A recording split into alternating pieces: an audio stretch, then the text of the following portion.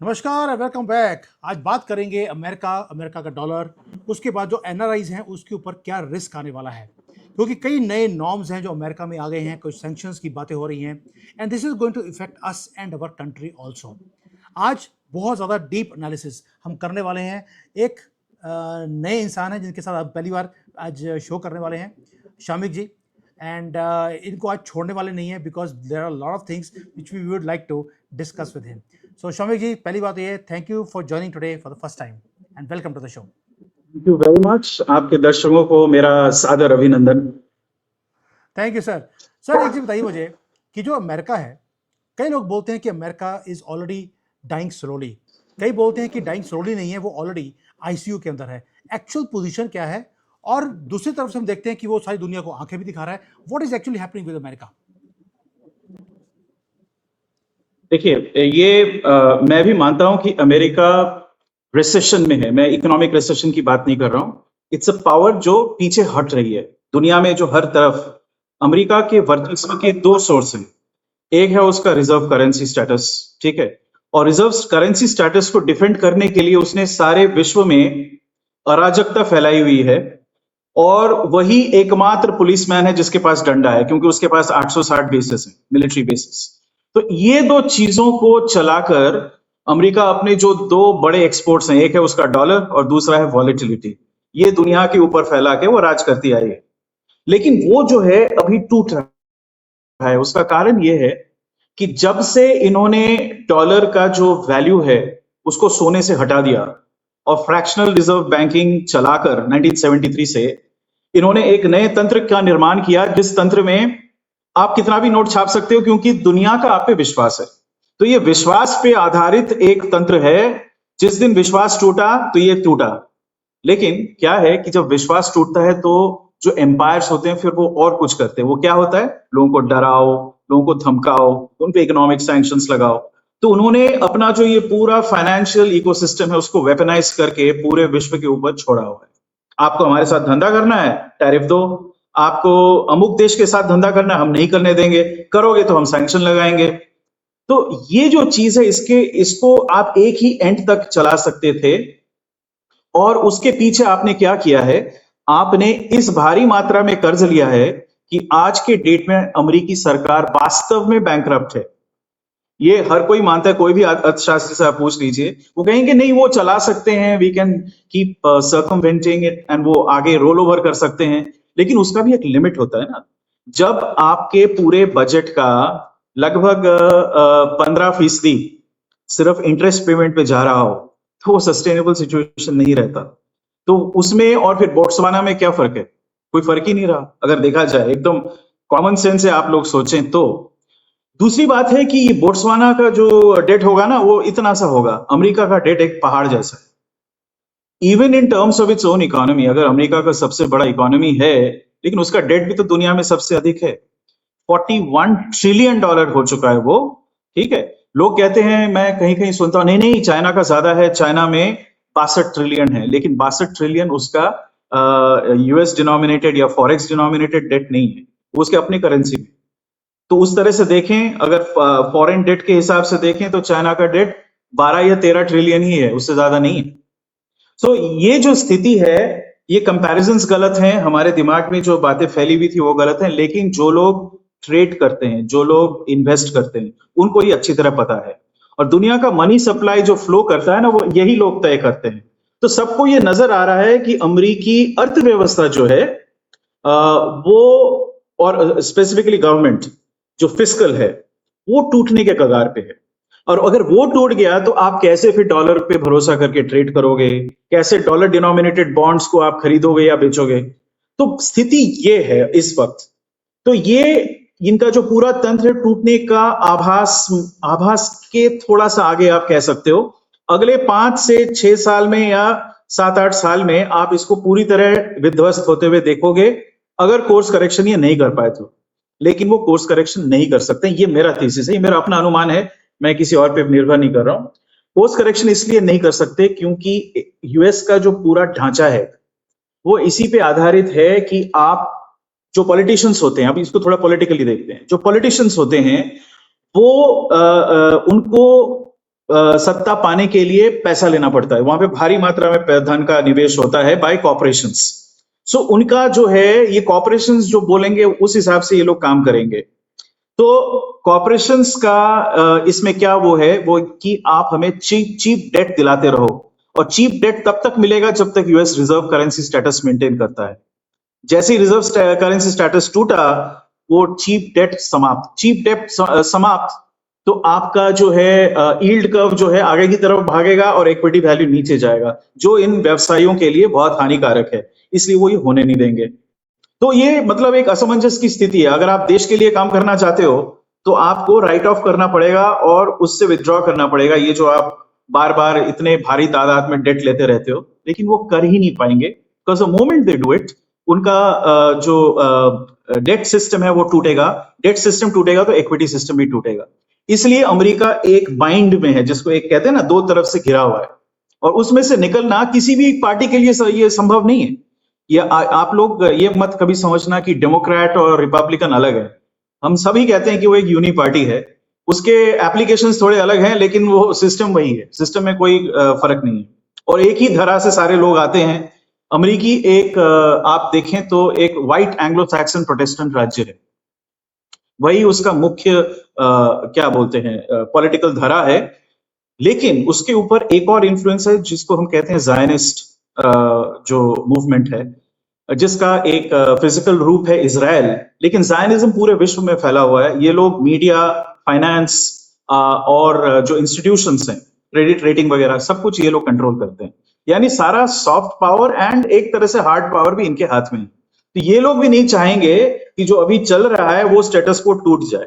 तो ये समस्या है अमेरिका का, और इस समस्या से ये उभरने की दिशा में तो बढ़ता हुआ नजर नहीं आ रहा है। आप कब तक वो क्या बोलते हैं बकरे की माँ कब तक खैर मनाएगी, वो वाली स्थिति है कि भैया आप डेट तो लिए जा रहे हो, उसको आप रोक भी नहीं सकते हो। You riding a tiger, you can't get of, that's the situation. तो ये मेरा अपना अनुमान है, अगले 5 से 7 साल में आप इसको टूटते हुए देखोगे। और ये लोग खुद ही कह रहे हैं, जेडी वैंस ने कहा है, स्कॉट बेसेंट जो ट्रेजरी सेक्रेटरी है उसने कहा है, वॉरेन बुफेट कह रहा है कि और कोई विकल्प है नहीं, पर यूएस रिजर्व करेंसी बने रहना हमारे लिए खतरे से खाली नहीं है, ये वो खुद ही मान रहे। तो ये स्थिति टूटती हुई मुझे नजर आ रही। बिल्कुल सही कह रहे हैं। जेडी वैंस ने तो बोला था कि dollar has become a curse for us, and वाकई में कर्स है उनके लिए भी और दुनिया के लिए भी। बट अभी जैसे आपने कई चीज़ें बोली आपने कि जो उनका जो बॉन्ड मार्केट है वो ऑलरेडी क्रैक हो रही है, 5.3% पे ऊपर उनका बॉन्ड मार्केट चला गया है। उनका जो ट्रेड जो इनका कंट्री का डेफिसिट है वो ऑलरेडी 6-7% है। अगर आप सोच के देखिए, डेफिसिट इतना हाई है, बॉन्ड मार्केट क्रैक हो रही है, लेकिन स्टॉक मार्केट ऊपर जा रही है, जबकि ऐसा हो नहीं सकता कभी भी। But that mean something is happening there. एक तरफ से आपको लगता है कि जो शॉर्ट टर्म है उसके अंदर भी वो एक बंद गली में फंसे हुए हैं जहाँ से वो बाहर निकल नहीं सकते। जो डोनाल्ड ट्रंप बोलता रहता है कि हमारी जो इकोनॉमी है that is the greatest in the world right now, but do you think it is greatest at the moment? में देखिए, अमेरिका का खतरा 2 तरफ से निकल रहा है। नंबर 1 खतरा जो इन्होंने एक कहते हैं ना पोकर में ऑल इन, माने आपने एक ही चीज पे तो उन्होंने एआई रेवोल्यूशन जो चल रहा है अभी, इंडस्ट्रियल रेवोल्यूशन नंबर 3, तो एआई पे और उसके एलाइड टेक्नोलॉजीज पे उन्होंने पूरा बेट लगा दिया है। एआई का मतलब क्या है, आप लोग एनर्जी पे, आप लोग डेटा स्टोरेज पे और मेमोरी एंड प्रोसेसिंग पे, कंप्यूट पे, उस पे निवेश कर रहे हो, ट्रिलियंस ऑफ डॉलर निवेश कर रहे हो। अगले 5 साल में 12 ट्रिलियन का अनुमान लगाया गया है। भैया यहाँ ये आएगा कहां से? आप अगर देखें ये डेट फाइनेंस है, ज्यादातर इक्विटी फाइनेंस नहीं है। सो इक्विटी मार्केट में उनका वैल्यूएशन हाई रहेगा, तभी तो डेट सस्टेनेबल होगा, क्योंकि एक डेट इक्विटी रेशियो बना के रखना पड़ता है।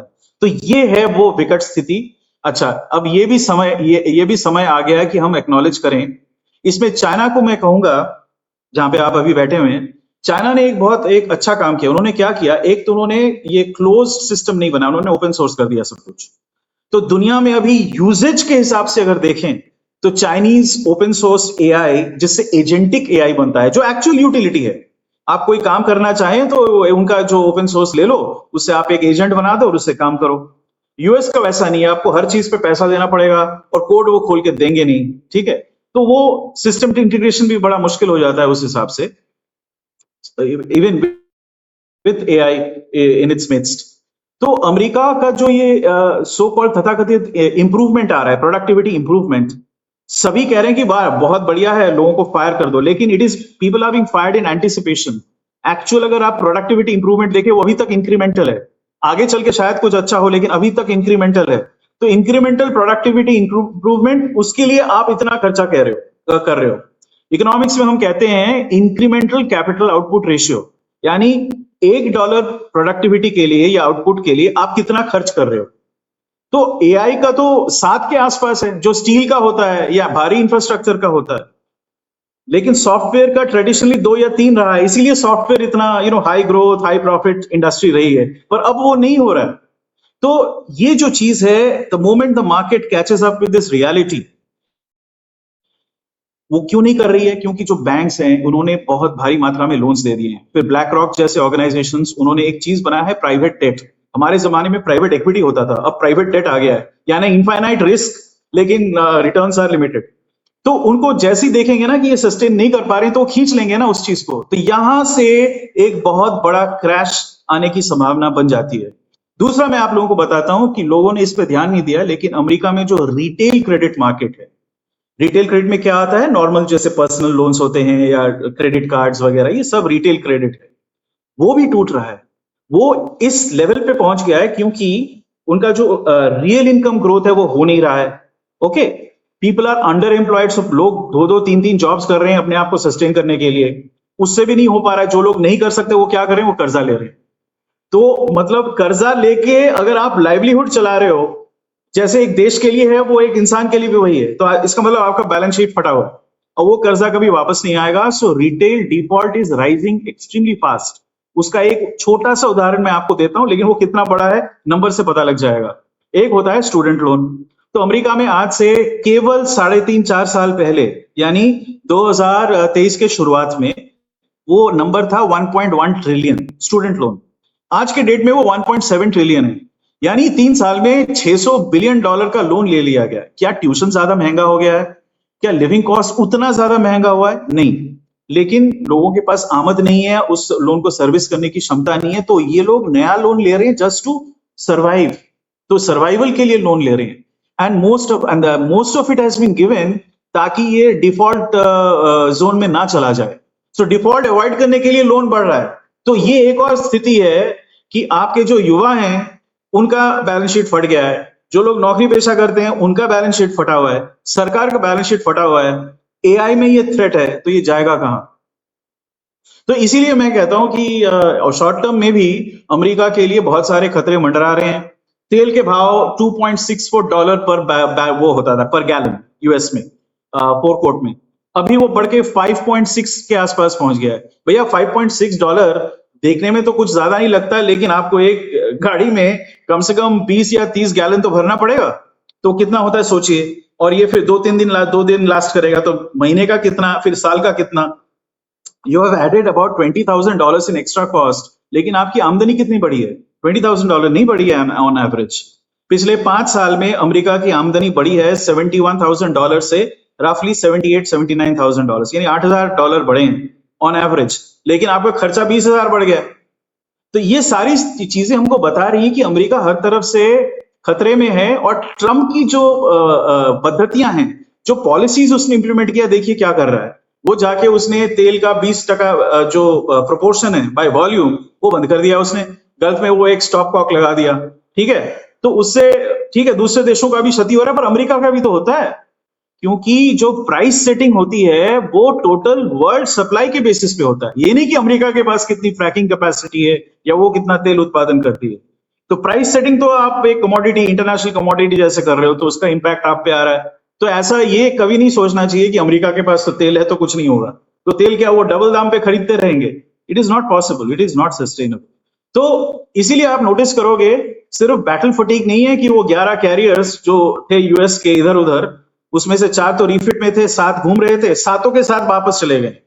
एक भी कैरियर अभी गल्फ के रीजन में नहीं है, ना ही इजराइल के कोस्ट के सामने है, सारे पीछे हट गए। बैटल फटीग तो है ही। दूसरा है कि उन्होंने देख लिया कि ये चल नहीं रहा है, हमारी जो तलवार थी उसका असर लोगों पे नहीं हुआ है। Iran has basically one the war, that is the situation. दूसरी बात है कि एक चीज और मैं कहना चाहूंगा, लोग ये बार बार कहते रहते हैं कि Taiwan Taiwan Taiwan, China Taiwan को ले लेगा, ताइवान के लिए युद्ध होगा जिसमें यूएस कूदेगा। मैं आपको विश्वास के साथ बेट लगा के बोल सकता हूं, I am prepare to put my money where it is. मैं 1 लाख रुपए का बेट अभी आपके चैनल पे अनाउंस कर रहा हूं, अगर चाइना ने ताइवान पे अटैक किया तो मेरे से आप 1 लाख रुपए ले लेना, ठीक है? आपके साथ है, आपके सारे लाखों दर्शकों के साथ नहीं, उतने लाख नहीं दे पाऊंगा। तो मैं उसका समझा देता हूं क्यों।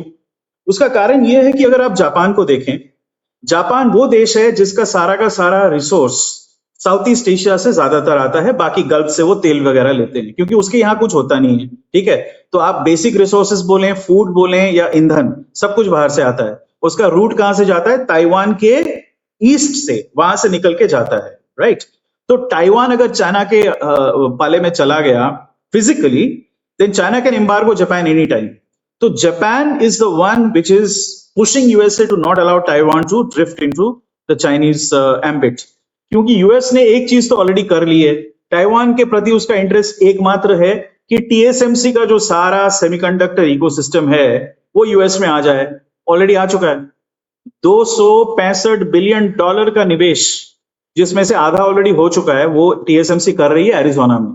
एरिजोना में 2 प्लांट हैं और एक और मैं भूल रहा हूं, शायद ओहायो में एक प्लांट लगाने की बात है, वो बनी नहीं है अभी। उसमें से एक प्लांट ऑलरेडी ऑपरेशनल है। तो ऐसा है कि यूएस को कोई इंटरेस्ट ही नहीं है। The US will not be fighting any wars over there.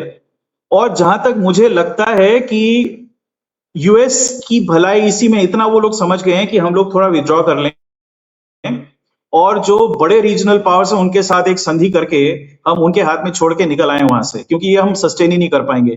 क्योंकि सबसे बड़ा इनका एक्सपेंडिचर किसमें होता है? डिफेंस, फॉलोड बाय मेडिकेड, ठीक है? अब जब इंटरेस्ट इन दोनों के भी ऊपर चला गया है तो डिफेंस पे उतना खर्च नहीं सकते हो आप, और खर्चोगे नहीं तो ये आप चीज मेंटेन ही नहीं कर पाओगे। तो उसमें भलाई इसी में है कि आप उससे निकल आओ, चाइना के हाथ में छोड़ दो और जापान को चाइना के साथ 2-2 हाथ करके समझ लेने दो, ठीक है? और तो ये स्थिति है। तो सारे जो वेक्टर्स नजर आ रहे हैं, चाहे वो सामरिक वेक्टर्स हो, जियोपॉलिटिकल वेक्टर्स हो, US is in withdrawal, it might come into a G2 agreement with China, वही नजर आ रहा है। अब आपने पूछा नहीं, पर इससे इंडिया के लिए एक मैं बता देता हूं कि देखिए इसमें 2-3 सिनारियो बनते हैं। एक तो हम सबको अभी साफ दिख रहा है कि इंडिया, यूएई, इजराइल का एक पैक्ट है। It's a physical pact, it's not just something up in the air. क्योंकि India has now been designated by Israel कि हम लोग अपना सारा अस्त्र का जो मिलिट्री इंडस्ट्रियल कॉम्प्लेक्स वो इंडिया में शिफ्ट कर देंगे, specially long range stand off weapons, यानी मिसाइल्स, इलेक्ट्रॉनिक वॉरफेयर यानी detection, sensors, all of that. और यूएई को लैस कर देंगे कि यूएई ने देख लिया कि यूएस तो वो पावर है जो बोलती बहुत है लेकिन काम के वक्त कुछ नहीं करती। यूएई सबसे ज्यादा ठुकी है इस पूरे, और अभी भी ठोके जा रहे हैं वो in spite of a ceasefire. तो ये स्थिति है। So they are forming a new alliance. अच्छा, कहीं पे अब ये लोग कहेंगे कि हो ही नहीं सकता, कहीं पे tacitly Russia is backing this. UAE लोग नहीं जानते, उसका 40% defence equipment is from Russia. Most people don't know this. लोगों को लगता है कि सब कुछ यूएस से लेती है, नहीं।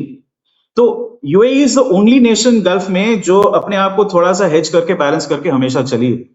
फाइनेंस के मामले में वो यूएस के साथ है, लेकिन सामरिक मामला हो या जियोपॉलिटिक्स हो, इट हेजेस इट्स बेट्स। तो ये एक चीज सामने उभर के आई है। अब इसको सामने रखते हुए, जिसमें Israel is a driver, okay, India is not an aggressive power.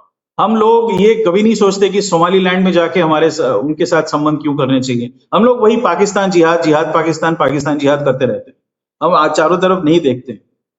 तो इसमें यह है कि भारतवर्ष को अस्त व्यस्त रखना, उसके पूर्वी छोर पे म्यांमार में, वहां पे क्रिश्चियन स्टेट बनाने की बात, इंक्लूडिंग नागालैंड एंड मणिपुर, ये एक बात चली है। और उसके पश्चिमी छोर पे पाकिस्तान से इंडिया को नीडल करते रहना, एक यूक्रेन बनाने की साजिश मुझे नजर आ रही है इस वक्त। इसीलिए चाइना ने अपने सारे जो साइऑप्स के उनके ऑपरेटर्स हैं, उन्होंने इंडिया के अंदर काफी तनाव पैदा कर दिया है। भाई भाई के साथ लड़ रहा है, हाँ, एक कम्युनिटी दूसरे कम्युनिटी पे आमादा है लड़ने के लिए। तो ये सारी चीजें हो रही हैं। और उधर पाकिस्तान को अस्त्र सप्लाई किया गया है बहुत भारी मात्रा में, नहीं जैसे लोग समझ रहे थे। वो बात चली थी 60 घंटे से प्लेन उतर रहे हैं।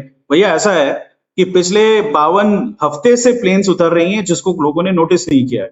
60 घंटे में इसलिए नोटिस किया क्योंकि वो 2 बेसिस पे, मुरीद के और नूर खान, वहां पे प्लेन्स उतरी, तुर्की से आई और चाइना से आई। ठीक है, तुर्की ने ड्रोन सप्लाई कर दिए अपने, जो नए ड्रोन्स हैं जिनके बारे में लोगों को उतना पता नहीं है। जैसे मैंने कहीं पे लिखा हुआ था एक्चुअली, अच्छा अभी नहीं है मेरे सामने। तो ये इंडिया के लिए खतरा ये है कि it get sucked into a new conflict, जो नहीं करना चाहिए। बहुत हाई प्रोबेबिलिटी है कि आसिम मुनीर, जो चारों तरफ से अभी घिरा हुआ है और उसका देश टूटने के कगार पे है, वो एक और मिस एडवेंचर करेगा, क्योंकि उसको अस्त्र मिल गए, सऊदी अरेबिया का पैसे का सपोर्ट मिल गया है, और तुर्की से उसको बढ़िया क्वालिटी के लॉन्ग रेंज वेपन्स मिल रहे हैं, ठीक है, प्रिंसिपली ड्रोन्स। और ये यूएस ने कराया है। तो यूएस ने क्या किया? यूएस ईरान से हट गया, वो पाकिस्तान से भी हट गया, सब कॉन्टिनेंट से भी हट गया, और ये वाला अलायंस करके उनको बोला तुम अपने आप में निपट लो। ये किया ना उसने। तो इसका टारगेट कौन हो सकता है? इंडिया ही हो सकता है, क्योंकि पाकिस्तान की औकात नहीं है टू अटैक इसराइल, और तुर्की इसराइल से डरता है, चाहे वो कुछ भी कहे, कितने भी वेपन से लैस हो, इसराइल को they will not take on. Saudi Arabia को बिल्कुल फट्टू है, उसके पास बिल्कुल ही औकात नहीं है। लेकिन ये एक बहुत पोटेंट चीज बन जाता है इंडिया को नीडल करने के लिए, and to suck it into a Ukraine like situation. तो जिस चीज का मुझे अंदेशा है वो ये है कि कहीं एक बड़ा सा आतंकवादी हमला हो। हमने डिक्लेयर्ड पॉलिसी बना रखी है कि act of terror is act of war, तो 100% इंडिया स्ट्राइक करेगी। स्ट्राइक होगा तो हमारे देश में इतना प्रेशर बनेगा सरकार पे, बोलेगी अब आप गिल्टी बाल्टिस्तान ले लो, जो हमारी फौजें ले तो सकती हैं, लेकिन वो हुआ तो फिर एक लॉन्ग टर्म युद्ध चालू हो जाएगा, जिसके लिए पैसा सऊदी अरेबिया देगी। ज्यादा पैसा नहीं चाहिए उनको, ये सस्ते वाली फौज है ना, तो यूक्रेन जैसा पैसा नहीं चाहिए उनको। साल का अगर 10 बिलियन भी दे दिया तो वो सस्टेन हो जाएगा, और उसका असला तुर्की सप्लाई करेगी, वो तो माला माल हो जाएगी। तो उसमें इन लोगों का इंटरेस्ट है। तो द यूएस डीप स्टेट जो मिलिट्री वेपन सप्लाई करती है आफ्टर क्रिएटिंग टेंशन, उसने ये आउटसोर्स कर दिया है तुर्की को। तो ये एक स्थिति है जिससे इंडिया को बच के रहना पड़ेगा, क्योंकि इस वक्त इतने सारे चैलेंजिंग वेक्टर्स हैं। इकोनॉमी में एक ग्लोबल रिसेशन की पॉसिबिलिटी, अगर यूएस में रिसेशन हुआ तो वो पूरे विश्व में होगा, और 100% इंडिया विल बी अफेक्टेड। ये हम बिल्कुल ही नहीं सोच सकते कि हाँ हमारे यहाँ पे गोल्डी लॉक्स इकोनॉमी चलेगी, हम लोग पुल और सड़कें बनाते रहेंगे तो सब चलता रहेगा, ऐसा नहीं है। बिकॉज कॉस्ट ऑफ कैपिटल बढ़ेगा, कॉस्ट ऑफ कैपिटल बढ़ेगा तो इंडिया में भी बढ़ेगा ना। अभी आप देख लीजिए कॉस्ट ऑफ कैपिटल कितना बढ़ गया है। यूएस का जो लॉन्ग टर्म बॉन्ड रेट है, ट्रेजरी रेट, वो 5.16 5.17 5.2 पकड़ लीजिए, उसके आसपास हॉवर कर रही है। 5 से ऊपर चला गया 20 साल में पहली बार। और उसका जो शॉर्ट टर्म भी है, शॉर्ट नहीं 10 ईयर वाला जो है शॉर्टर टर्म, वो भी 4.65% है। इंडिया का कितना है? इंडिया का वही नंबर 10 साल का 6.85%, और लॉन्ग टर्म जो है वो 7.5%। 7.5% पे ऑलरेडी पहुंच चुके हैं। यानी आप अगर कुछ निवेश करना चाहो, आपका कॉस्ट 9.5 या 10 से कम तो होगा नहीं अगर आप कॉर्पोरेट हो, क्योंकि आपका rating can't be the same as sovereign. तो इंडिया के लिए भी ऑलरेडी वो खतरे की घंटी बज चुकी है। हमारे इंपोर्ट कॉस्ट ऑन ऑयल वो बढ़ रहे हैं। बाय द वे, जब कमोडिटी साइकिल ऊपर जाता है प्राइस वाइज, तो सारे कमोडिटीज पे असर पड़ता है। तो गोल्ड के प्राइसेस ऊपर जा रहे हैं। गोल्ड क्यों बोल रहा हूं? क्योंकि हम गोल्ड खरीदने से कभी बाज नहीं आएंगे। 120 बिलियन डॉलर का गोल्ड इंपोर्ट कर रहे हो, प्राइवेट प्लस गवर्नमेंट मिला के। तो हमारा जो आउटफ्लो है वो बढ़ता जा रहा है। उसको काउंटरैक्ट करने के लिए हमारे सरकार ने क्या किया कि वो जो लॉन्ग टर्म कैपिटल गेन्स है एंड इनकम टैक्स है वो जीरो कर दिया on foreign investments in Indian bonds. तो उससे काफी डॉलर्स आ गए। लेकिन दिस इज नॉट सस्टेनेबल। आप कितना बोरो करोगे? बोरो करने की भी एक लिमिट होती है ना, हर एक इकोनॉमी की एक कैपेसिटी होती है, बोरोइंग कैपेसिटी। तो ये उसका एक लिमिट है। सो इसीलिए अगर युद्ध चालू हुआ, जब ये सारी चीजें चल रही हैं, तो इंडिया लॉन्ग टर्म युद्ध में नहीं जा सकता। तो वो रेजिस्ट कर पाना हमारे लिए वो वेक्टर बहुत इंपॉर्टेंट है। अच्छा, एक चीज और मैं वो चाइना के साथ जोड़ के बता देता हूं। तो मान लीजिए कि ये G2 वाली स्थिति आ रही है। चाइना और इंडिया का स्ट्रेटेजिक पोस्चर उनके कल्चर से जुड़ा हुआ है। चाइना क्या गेम खेलती है आपको बहुत अच्छी तरह पता होगा, गो। चाइनीज प्ले गो।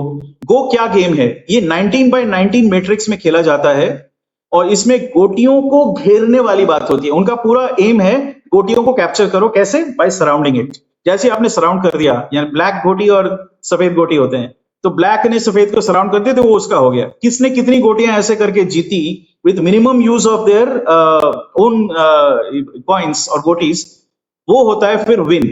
तो चाइनीज क्या करते हैं, वो हम कहते हैं कि इंडिया ब्रिक्स में भी है, क्वाड में भी है, तो बस चाइनीज भी तो वही कर रहे हैं। वो लोग यूएस के साथ भी डील कर रहे हैं, वो लोग रशिया के साथ भी कर रहे हैं। यूक्रेन में रशिया का वो खास समर्थन नहीं कर रहे हैं, बाय द वे, वो न्यूट्रल है मोर और लेस। इंडिया को चारों तरफ से घेरने की कोशिश कर रहे हैं, पर हम भी वही कर रहे हैं ना। तो हमारे देश में चतुरंग का सिस्टम, वो सिस्टम बुरा नहीं है, आप लोगों को मैं बता दूं। तो ये सारी चीजें मज्जागत हो जाती हैं, हमारे दिमाग में इनग्रेन्ड है। हम लोग चेस नहीं खेलते, शतरंज तो ईरानी खेलते हैं और फिर वो यूरोपीय लोग खेलते हैं। हम लोग आजकल खेलने लगे हैं और हमारे लिए एक ये बच्चे जैसा गेम है। चतुरंग में क्या होता है, उसमें वो एक मिलिट्री गेम है, it's a game of strategy, लेकिन it's also a game of chance. वो एक, क्योंकि इंडियन फिलॉसफी ये कहती है कि हर चीज आप प्रेडिक्ट कैसे कर सकते हो, हर चीज स्ट्रक्चर्ड नहीं होता है, सारे आउटकम आप प्रेडिक्ट नहीं कर सकते हो। तो एक चांस का एलिमेंट घुसा दो कि अगर चांस में कुछ एक, क्या बोलते हैं उसको, ब्लैक स्वान इवेंट आ गया, तो आप उसको कैसे डील करोगे। तो चतुरंग हमें वो सिखाता है। तो भारतवर्ष का क्वालिटी यही है, वो हम कहते हैं जुगाड़, बट रियली चतुरंग, कि हम लोग चांस और स्ट्रक्चर दोनों के साथ we are sort of able to play. जैसे हमारे सुमित भाई हैं, वो रिस्क मैनेजमेंट का काम करते हैं, कंसल्टिंग करते हैं, लेकिन वो काफी कल्चरल चीजों पे भी बात कर सकते हैं। अगर वो सिर्फ वही होते तो फिर उसी में जड़े रहते हैं ना। जैसे मैं इतनी सारी बातें कर रहा हूं, इसमें विज्ञान, इकोनॉमिक्स, हिस्ट्री, कल्चर, सारी चीजें जुड़ी हुई हैं। तो हम लोग चीजों को वैसे देखते हैं और वैसे ही देखना चाहिए। और इसीलिए मेरा मानना है कि संकट भारत पे आ रही है, अगर 2-3 चीजें हम उसका ध्यान रख के इसको स्ट्रेटेजिकली अप्रोच करें तो ये ठीक ही रहेगा हमारे लिए। We should be able to cross it. लेकिन अगले 2-3 साल थोड़े से भयावह होने वाले हैं पूरे विश्व के लिए और भारतवर्ष के लिए भी। बहुत मतलब सुविधाजनक नहीं है। देखिए, ये बहुत ऐसे एनालिसिस है which I also do it on daily basis, और हमें दिखता है कि आगे भारत के लिए एक खतरा है, कोई ना कोई छोटा मोटा मिस एडवेंचर। वैसे हमारे लिए तो मिस एडवेंचर है, उनके लिए एडवेंचर है, क्योंकि पाकिस्तान है, उसके लिए हर चीज़, जब वॉर करते हैं तो उनके लिए एडवेंचर ही होता है वो। तो ये चीज़ आने वाली है। But as far as NRIs are concern, lot of people are very worried, जो अमेरिका में रहते हैं, कि भाई डॉलर नीचे जा रहा है, डॉलर के ऊपर जो ट्रस्ट है वो खत्म होता जा रहा है। डी डॉलराइजेशन का एक मुहिम है पूरी दुनिया में, जैसे भारत है, चाइना है, ये लीड करते हैं। इसलिए बार बार हमें बोला जाता है कि अगर आपने रशिया से, ईरान से तेल लिया या सपोर्ट किया तो आपके ऊपर टैरिफ लगा दिए जाएंगे, ताकि आप डी डॉलराइजेशन का काम ना करें। So as far as NRIs are concern, what is their take? वो should they focus on America, की भी अमेरिका के ऊपर ही पैसे रखें, भारत में लेकर आएं, अगर भारत में अगर आगे आकर युद्ध की सिचुएशन आती है तो यहाँ पर भी प्रॉब्लम रहेंगी। What should the NRIs do now? NRIs as well as domestic Indians must hedge their bets by investing in land and gold in India. Number 1, gold जो है इंडिया में फिजिकल डिलीवरी बेस्ड होता है, ये paper trading waiting नहीं, जो London LBMA और वो बुलियन मार्केट में होता है, LME जो है। तो we must invest in gold, we must invest in land, और बेटर होगा भारतवर्ष में करें। मैं अभी इस वक्त स्टॉक मार्केट में घुसने की हिदायत नहीं दूंगा, क्योंकि मेरे हिसाब से स्टॉक मार्केट जो है वो थोड़ा नीचे जाएगा, और जब जाए तब आप लोग एक लॉन्ग टर्म इन्वेस्टमेंट के तौर पे उसको करें, कंसिडर करें। पर इस वक्त कंसोलिडेट करना बहुत आवश्यक है। देखिए, यूएस में जो कल्चरल सिचुएशन है इस वक्त, वो भारतीयों के विरूप थोड़ा सा हो गया मनोभाव कई जगहों पे। एंड मेरे हिसाब से एक ग्लास सीलिंग भी बनेगी आगे चल के, and people will be, so conditions बनेगी ऐसी कि आपको छोड़ के आना पड़े। मुझे पता है कि यूएस से पिछले 1 साल में लगभग 50-60 हजार लोग छोड़ के वापस आ गए हैं देश में। ये छोटा नंबर नहीं है, because they are all very high earning individuals, they are the top bracket of the income earners in the US. तो वो लोग वापस आ रहे हैं। तो मेरे हिसाब से आपको वापस आके ही आप एकदम you will be at sea. It's better कि आप अभी से थोड़ा थोड़ा अपना यहाँ पे एक बेस बना के रखें। तो मेरी हिदायत यही होगी, चाहे वो यूके में रहता हो, जर्मनी में रहता हो और यूएस में रहता हो, क्योंकि ग्लोबल रिसेशन आएगा। सबसे पहले जिन लोगों को ये बाहरी समझते हैं, मैंने बोला ना, इनका वैस्प मेंटालिटी है, व्हाइट एंग्लो सैक्सन प्रोटेस्टेंट, ठीक है। वो लोग मैक्सिकन्स को टॉलरेट करते हैं क्योंकि वो सस्ता लेबर है, वो लोग ब्लैक्स को टॉलरेट करते हैं क्योंकि गिल्ट है, भारतीयों को टॉलरेट नहीं करते, ये सबसे ज्यादा कमा रहे हैं, इनको निकालो पहले। तो जड़ बुद्धि है ना ये, पर जड़ बुद्धि है, क्योंकि वो इतना कमा रहे हैं तो टैक्स भी तो दे रहे हैं भैया, सबसे लॉ अबाइडिंग है, पर ये उनको नजर नहीं आता। ये हर देश में होता है। कोई बाहर से आके अगर वहां पे अडेप्ट भी हो जाए, लेकिन वो सबसे ज्यादा कमाने लगे, तो सबसे पहले टारगेट वही होते हैं। जो हशर ज्यूस का हुआ था जर्मनी में, वही हशर भारतीयों का हो सकता है। मैं नहीं कहूंगा अवश्य होगा, पर होने की संभावना है। तो अगर उस संभावना से बचना है तो आप इन चीजों पे निवेश करके रखें, बाद में अगर सब ठीक हो जाए तो आप वापस उसको कर सकते हो, या फिर रखे दे सकते हो। तो दोनों चीजें हो सकती है। तो मेरा एनआरआई के प्रति यही वो है कि आप थोड़ा सा हेज करके भारतवर्ष में, जहां पे आपकी जड़ें हैं, आप सुरक्षित हो। देश तो आपका ही है ना, एंड ऑफ द डे। यहां से कोई आपको नहीं निकालेगा। यहाँ पे आपको नहीं कह सकता है कि ये तुम कहां से आए हो। हाँ, अनलेस ऑफ कोर्स सवर्ण वर्सेस दलित या मुसलमान वर्सेस हिंदू, ये सब सारी चीजें चालू, उसका वो प्रबल हो जाए तो अलग बात है, लेकिन फिर भी नहीं निकाल सकते, क्योंकि ये देश वैसे बना नहीं है। हमारा स्ट्रक्चर कुछ और है। हम कितना भी झगड़ ले अपने आप में, लेकिन वो ठीक है, इंडियन इंडियन है, बात वहां पे आ जाती है। Your analysis is spot on and absolutely similar to what I've been saying to all the NRIs. मैंने खुद भी बोला है कि मैंने खुद भी अपने जो 40% था मेरा, जो भी ब्रैकेट है, उसको मैंने ऑलरेडी भारत में शिफ्ट किया हुआ है। अभी मैं 60% पे उसको लेके जाने वाला हूँ। And land and gold are two things we should be buying and not in the stock market at the moment. After some time we can do it. Absolutely. Sorry Sumit ji, एक चीज मैं कहना भूल गया। If you buy land, by productive land जिसमें उत्पादन हो रहा हो। डोंट बाय जस्ट एक जमीन खरीद के रख लिया। Don't speculate on real estate. This land should be productive land. उसका ज्यादा वैल्यू बढ़ेगा आगे चल के। अगर वो एग्रीकल्चरल से रियल एस्टेट में कन्वर्शन हो जाए तो और बढ़ेगा वैल्यू, लेकिन सिर्फ एग्रीकल्चर रहा, you have a huge backstop, एक बहुत बड़ा हेज बन जाता है।